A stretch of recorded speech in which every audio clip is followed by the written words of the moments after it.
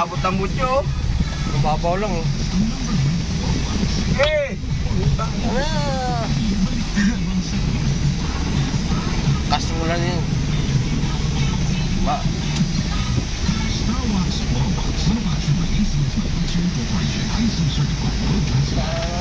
Babaw yang na. Dito mo na. Sus.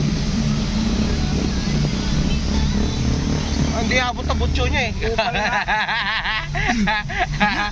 Binira mo ng binira eh. Wala yun. Diretso lang. Patay na. Ganun gano'n no? Ngayon na. Wala na. Upal. Takot nga kasi. Kaya ganun. Ganun mo yun. Pag tinamaan yung spark plug ng tubig, patay yun. Patay ay gupi. Ay kung nakagan diretso yun. Wala. Wala, kupal. Bang, umuwi na yun lang. Patay-patay yun, siyempre. Tinamaan tubig yung spark plug nun, wala na.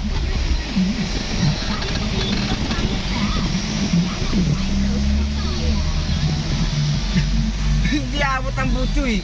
Spark plug ang ano nun, yung talsigan eh. Spark plug yan oh. Oo.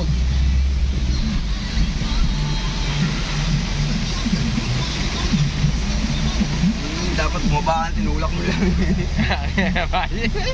Ibang kabayan, tutuluyan tuloy po. Oo. Siyempre, yung gasolina papulol po. Nakadiretso lang yan, nakakumuyangat dyan. Yung mamatayan. Bakit naman si Jante, ano mo tayo? Jante pa ang pasayaw niya. Awa mo. Sa atin ito, gado bahal yun.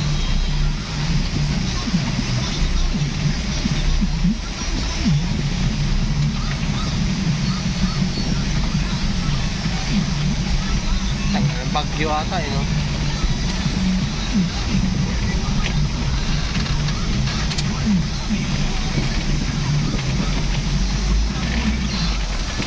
Titignan mo lang yung kasunod mo eh, di ba? Nanonood sila. Kung aabutin ng butyo, di ba? Hindi. Hindi na tapos Ayan, buwelo pa, tanggalin yung gago. Hindi nga abutin ang butyo eh. Spark plug, yung talagang ano yan, kailangan nakaganon yung ano mo.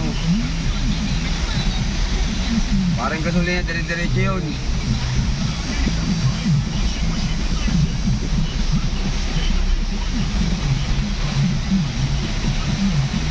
sure mo lang. Ay, bakit yun? Wala mo lamang. No? Yun. Baka dun. Baha pa dun. Total lang ko yung mga basuga dun. Buhado.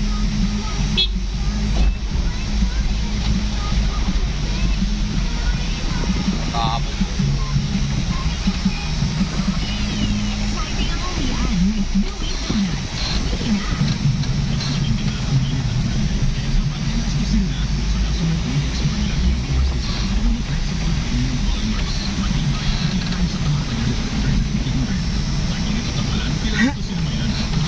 Ganto ulan, ganyan.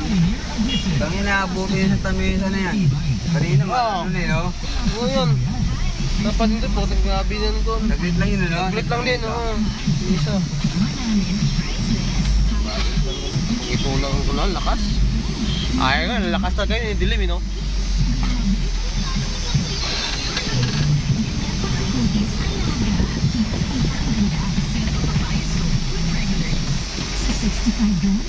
Pesos lang na SRP.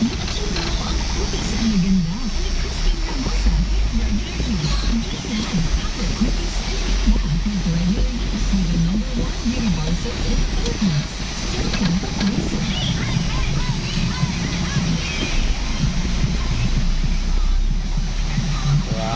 Tapos ng laban. Tapos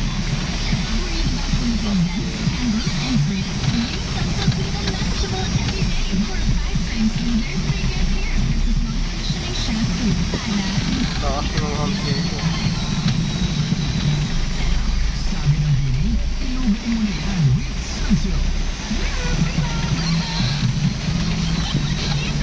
Ay.